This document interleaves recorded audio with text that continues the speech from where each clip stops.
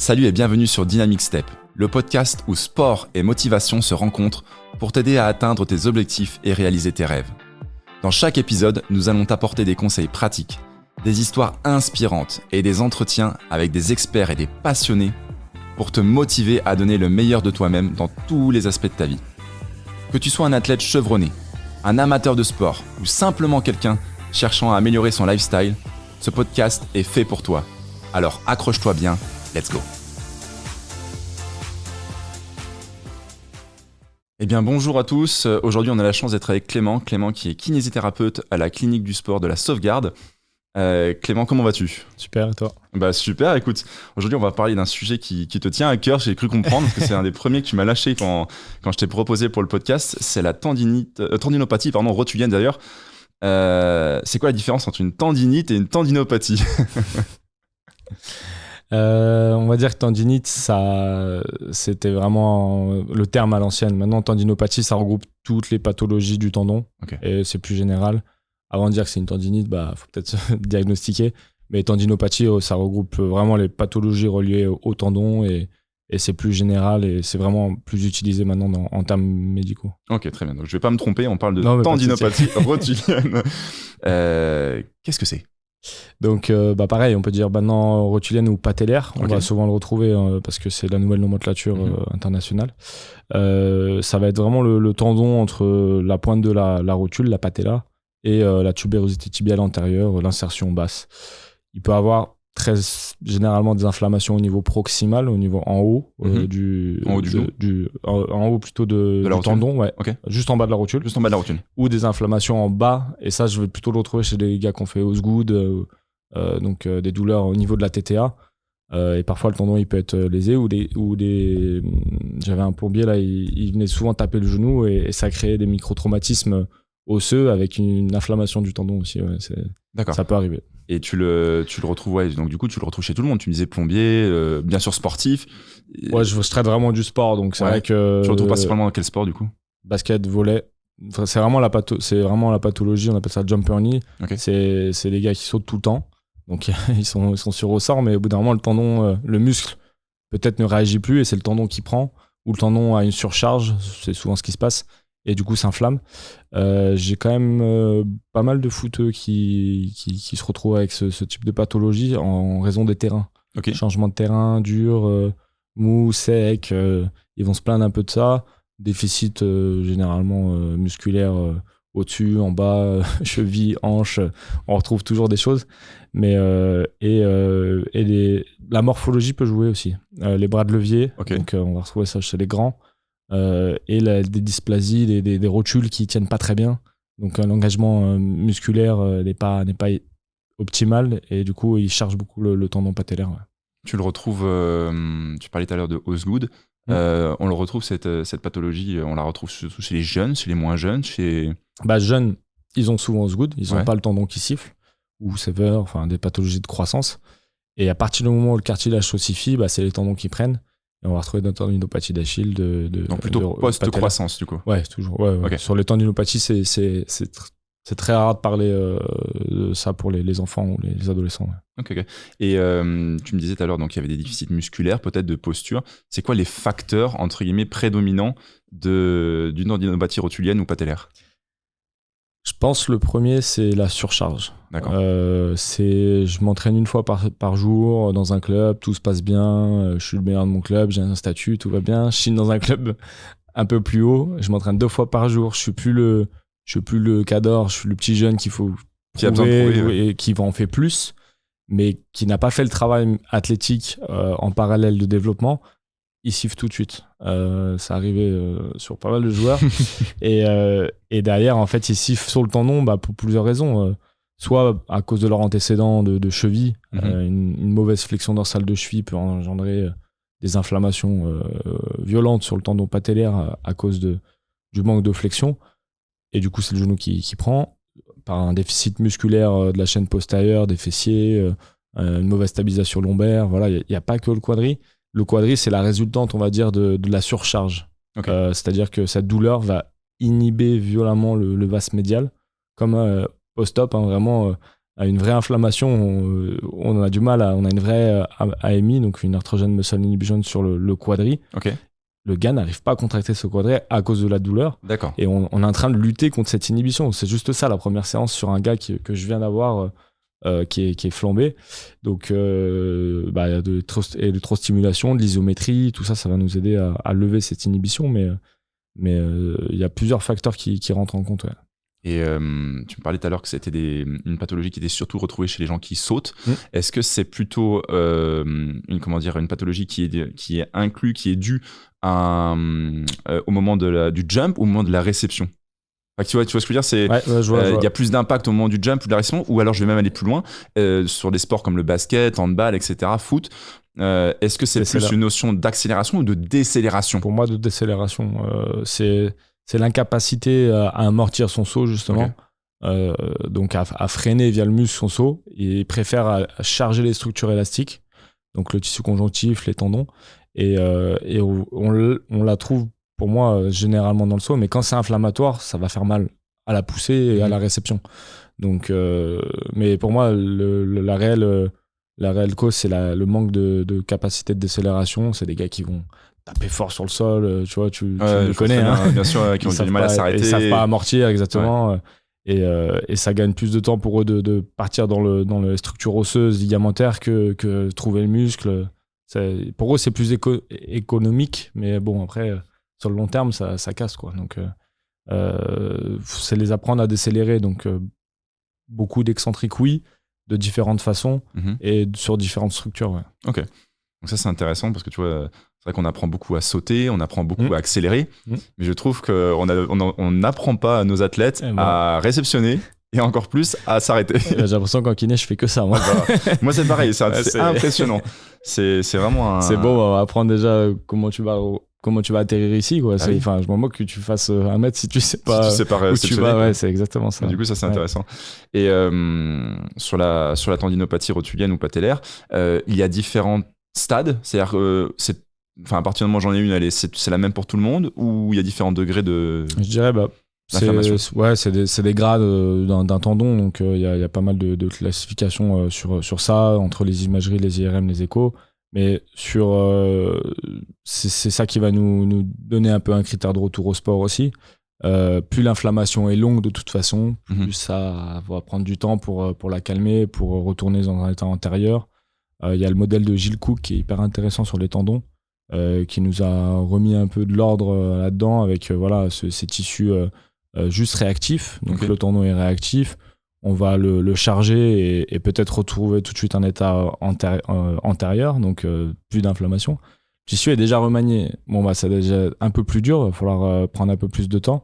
Le tissu est dégénératif, il sera peut-être plus jamais comme avant. C'est au reste de la structure du tendon.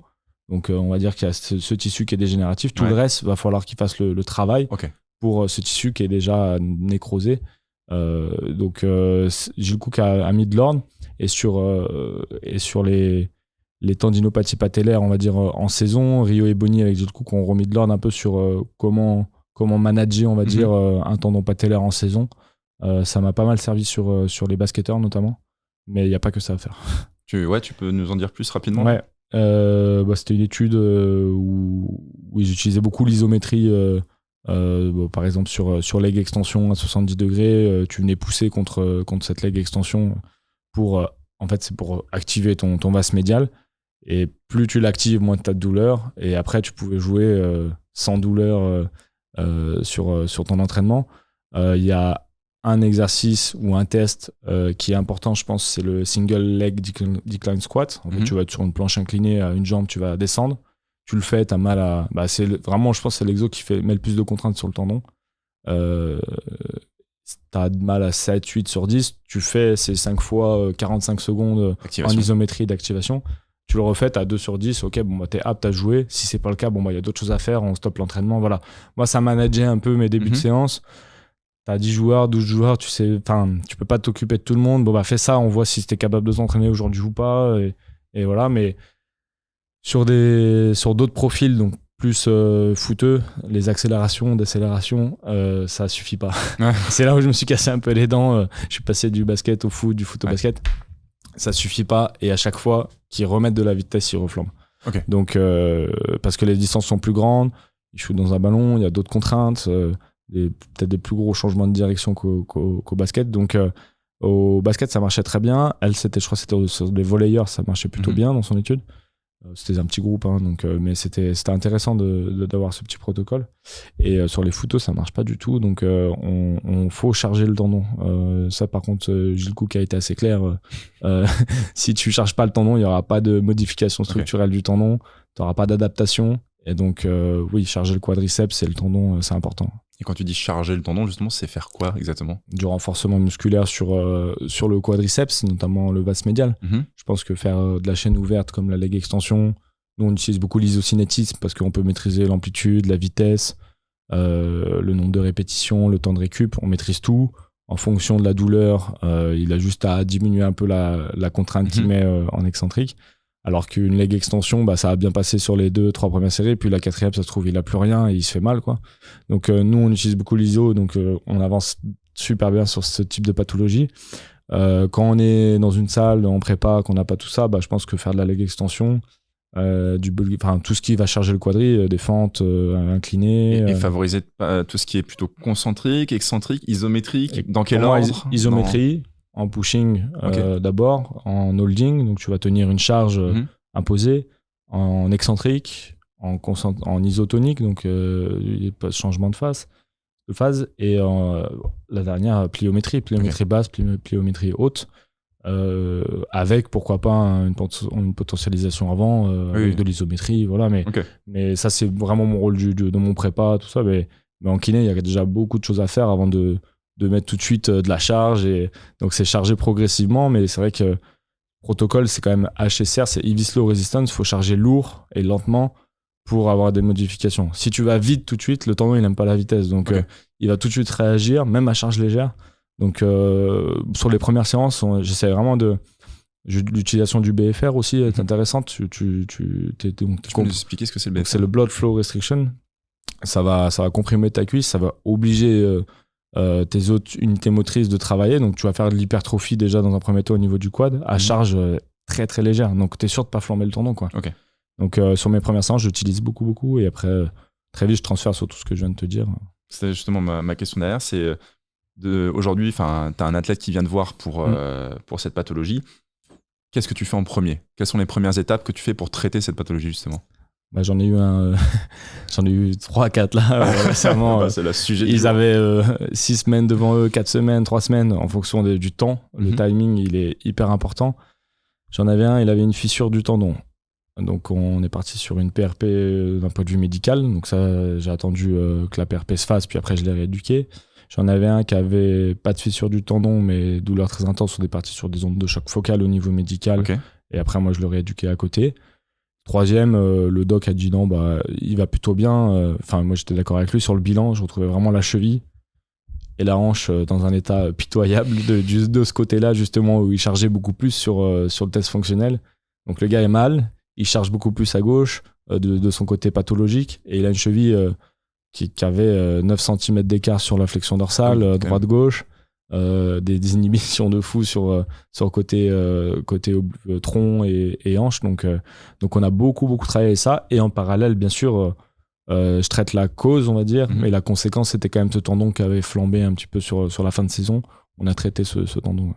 Quand tu dis traiter le tendon, justement, toi en tant que kiné, qu'est-ce que tu peux apporter Donc en soins, dans un premier temps, on peut traiter un peu par des ondes de choc pour essayer de relancer une petite inflammation localement. S'il y a une fibrose pour casser un peu ça. Dans une inflammation, tu viens rapporter une inflammation de nouveau. Ouais, c'est ça. Comme ça, je la maîtrise après. D'accord. C'est vraiment, maintenant, on repart là, parce que ça fait un mois que t'as rien fait, elle est un peu là, mais pas trop. Donc, non, je préfère taper un bon coup, 24 heures, puis après, hop, c'est parti, on part. Je fais des soins autour.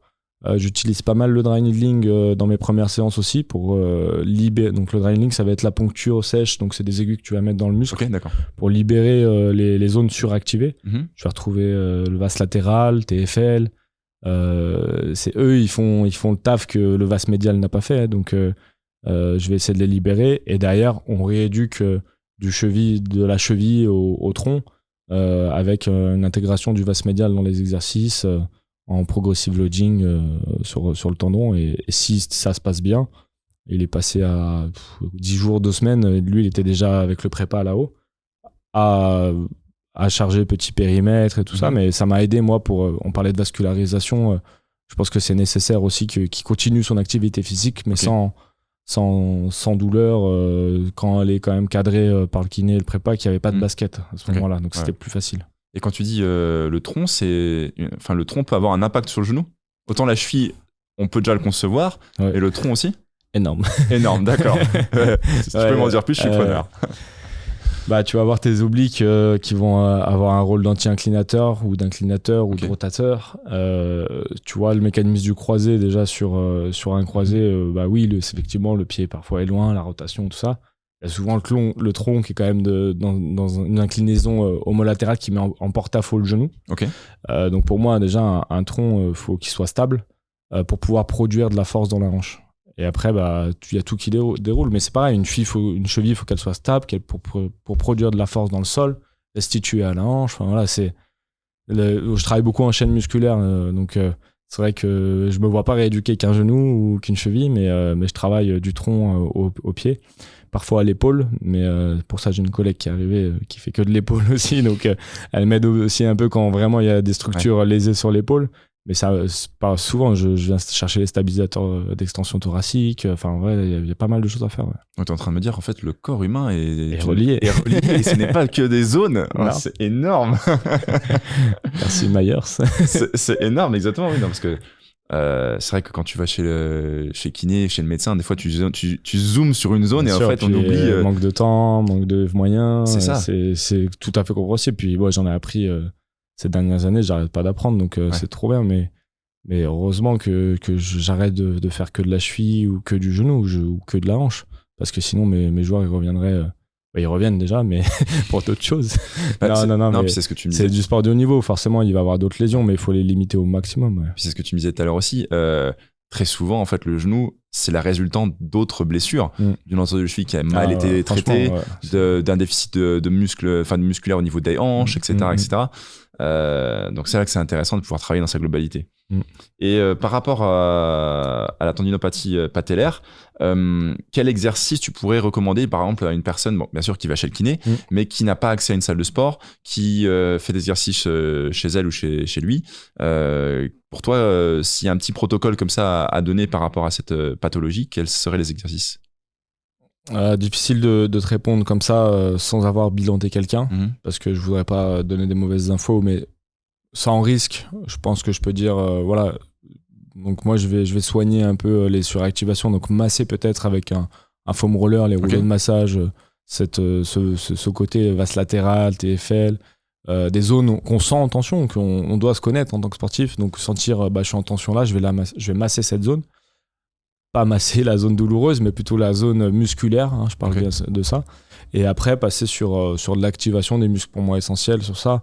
Tous les muscles de la hanche, le vaste médial en chaîne ouverte, chaîne fermée, donc pied en l'air, pied au sol, avec des différentes charges en progression. S'il n'y a pas de matos, c'est vrai qu'on va être très vite limité, mais même avec un canapé, on arrive à faire 2-3 exos dans le quadri. Je pense quand même c'est bien d'être orienté et accompagné sur ça. C'est pas des pathologies à prendre à la légère et souvent les gens ils ont un peu mal pendant 1 mois, 2 mois, 3 mois et c'est là où vraiment dernier match j'ai même pas pu finir et c'est déjà trop tard. C'est déjà trop tard. Okay. Alors que sur un suivi à l'année, on arrive à les manager, on arrive à les garder, mais des patients donc je vois après 3 à 4 mois ils ont déjà des fissures, donc ça prend beaucoup plus de temps et je suis désolé pour eux, mais fallait venir avant dans le sens où t'as laissé traîner ça, puis t'as joué dessus, puis maintenant on a des déficits de volume de cuisse énormes parce que c'est devenu chronique. J'ai eu des cas où là on est parti pour 6 mois quoi. Enfin, oui quand même. Ça peut. Dès le premier bilan, je suis là physiquement t'es à la rue et en plus tu continues à jouer et en plus t'as créé des déficits monstrueux donc.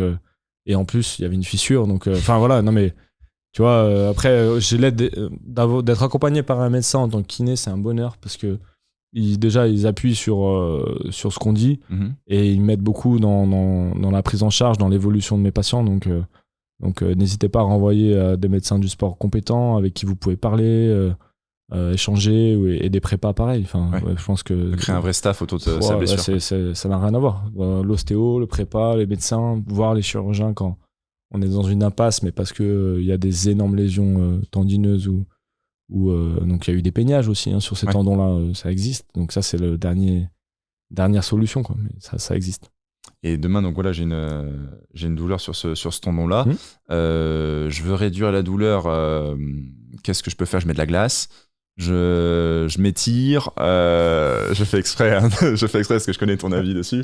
Bien sûr, je vais voir le kiné, mais est-ce que je prends un anti-inflammatoire? Voilà, quel est ton avis sur tous ces... Je pense que les deux premières choses que tu as dit, c'est pas la priorité. Si la douleur est tellement inflammatoire, tu peux pas marcher, mets un petit glaçon, viens masser le tendon avec, ça te fera déjà du bien. J'utilise beaucoup l'argile froide. Verte? Froide. Avec des huiles essentielles, tout ça. Parce que c'est quoi la différence? Il y a des huiles essentielles dans l'argile froide. Il y a vraiment un effet froid avec du camphre, du menthol, tout ça. Donc, je trouve plus efficace. Mes athlètes préfèrent, et moi aussi, quand j'utilise sur moi. Donc ça se trouve sur des sites spécialisés. Voilà.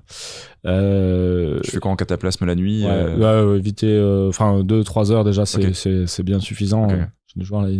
Pour la nuit, ça gratte un peu après. Donc non, je dis jamais la nuit, comme ça c'est pas de ma faute, c'est leur choix. Mais et derrière t'es activé. Je te parlais d'inhibition du vaste. Faut que tu sentes ton vaste médial sur des choses toutes simples, comme un post-opératoire d'un LCA, d'un ligament croisé. Tu t'allonges, tu trouves ton quadri, tu vas de plus en plus fort. Déjà, tu l'as senti genou tendu. Bon, après, genou fléchi, tu viens pousser contre quelque chose. Sur différentes phases. Ça va soulager la douleur. Quitte à faire après de la chaise, des choses comme ça.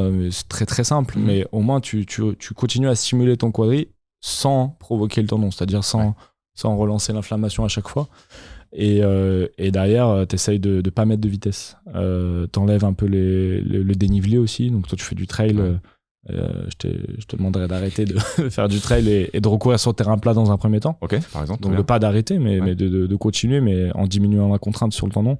Et progressivement, retourner sur des petites sessions de pente. Une fois que t'as senti que le vaste il reprenait du tonus, que ton fessier, sur mon analyse, peut-être ton oblique c'est à gauche, ton oblique à gauche il est pas bon, stabilise d'abord ton tronc, je te disais, puis après ton genou partira déjà moins en valgus, tu auras moins de contraintes sur le genou. Enfin voilà, il y a plein de choses à faire. Tout ce qui est vélo, tu le recommandes? Oui, j'ai rarement des tendinopathies sur le vélo, sinon c'est vraiment des problèmes de niveau de sel, de cale et tout ça. Donc pareil, Sauvegarde, on a un super analyste sur les réglages vélo, tout ça. Je le renvoie quand je sens, mais enfin j'y connais rien, donc je renvoie à des spécialistes. Ouais, bien sûr. C'est tout simple, hein. J'ai changé de vélo, j'ai mal au tendon depuis. Déjà va faire régler ton vélo par un gars qui s'y connaît, puis on en reparle. Mais on peut déjà commencer à rééduquer, y a pas de souci. Pareil sur les semelles, j'ai podologue. Je vois qu'il y a vraiment un problème de stabilisation de pied, mais parce qu'il y a une déformation au niveau du pied ou une zone qui lui fait mal. Attends, je vais voir avec le doc s'il peut te faire une ordo pour des semelles, puis j'en parle au podo, il me fait un bilan, quoi. Et les bilans sont hyper intéressants, les bilans podo. Ouais. Ça permet quoi d'analyser toi? Je retrouve tout ce que j'ai en musculaire. Des fois, je le retrouve en fonctionnel sur le tapis de marche, des fois sur ces entorses chroniques de cheville. Ils posent mal le pied, donc on voit déjà qu'ils sont déjà en inversion, donc ils posent déjà l'extérieur du pied, tout ça. Et tu le retrouves en fonctionnel en fait derrière. Exactement. Ok. Bon c'est super intéressant tout ça. J'ai une dernière question, Clément. Demain, tu as un patient du coup qui sort de chez toi, de son cabinet, qui a plus de douleur au tendon patellaire. Qu'est-ce que tu lui donnes comme conseil, peut-être en des routines, je sais pas, pour justement que ça évite de revenir, tout simplement? Généralement, mes patients sont sportifs, soit ils ont accès à une salle, soit ils sont bien équipés chez eux, mais ils ont quand même des choses à mettre en place. Donc j'essaie vraiment de créer une routine hebdomadaire, 1 à 2 fois par semaine pour continuer le travail. C'est-à-dire maintenir les niveaux de force, les niveaux de vitesse, les niveaux musculaires auxquels on est arrivé pour qu'il ait plus mal, qu'il soit vraiment guéri. En fait, c'est des choses qu'ils vont perdre à force de remettre des nouvelles contraintes. C'est-à-dire ils retournent dans leur sport. À un moment, ils prennent une béquille ils arrêtent d'appuyer correctement, ils rechargent un peu le tendon et ça revient. Alors que si ils faisaient cette routine un peu, bah, on peut lever ses inhibitions tout seul. Et sinon, je leur dis, bah, reviens me voir. Si tu vois que 2-3 jours, tu n'arrives pas à gérer, tu stoppes tout, tu reviens me voir, on refait le point. Parfois, j'ai d'autres zones qui sont inflammées nouvelles et j'ai bon, bah, je suis désolé, t'as compensé, bon, c'est pas grave, t'as fait quoi? Ah ouais, mais t'as repris 2 heures dès la première fois, ça va pas du tout. C'est pas ce qu'on avait dit, voilà. Donc, c'est souvent un mauvais management. Okay. S'ils ont fait toute la rééduque avec nous, avec le prépa, qu'on est retourné au sport, qu'on les garde, hein. Souvent, ils retournent au sport, on les garde 1 ou 2 semaines, ça se passe bien. Je dis, ok, maintenant, tu peux reprendre doucement, tout ça. Et qui reviennent, c'est qu'ils ont été trop gourmands sur la quantification de stress. Donc c'est vraiment une notion de surcharge et d'y aller justement progressivement. Sur les tendons. Tranquillement. Ouais. Écoute, merci beaucoup Clément en tout cas pour toutes ces informations et tout ton savoir là-dessus. C'était super intéressant. Vous pouvez nous retrouver sur YouTube et Spotify. N'hésitez pas à liker, partager et activer la petite cloche pour pouvoir avoir les notifications quand on sort des nouveaux podcasts. Et on se retrouve dès la semaine prochaine pour un nouveau podcast.